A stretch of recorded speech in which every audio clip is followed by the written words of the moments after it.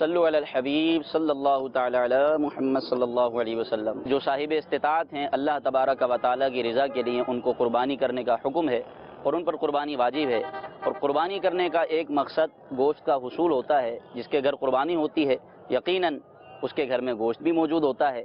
تو اب اس گوشت کے بارے میں کچھ وضاحت سماعت فرما لیجئے۔ قربانی کے گوشت کے 3 حصے کیے جائیں، اور یہ مستحب ہے کہ اس کے 3 حصے کیے جائیں۔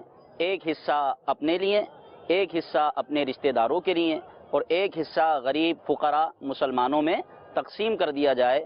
اور قربانی کرنے والے کے لیے مستحب یہ ہے کہ وہ اپنے قربانی کے گوشت سے کچھ کھا بھی لے۔ سیدی اعلیٰ حضرت رحمۃ اللہ تعالی علیہ فرماتے ہیں کہ گوشت کو 3 حصوں میں بانٹنا یہ صرف استحبابی امر ہے، کچھ ضروری نہیں۔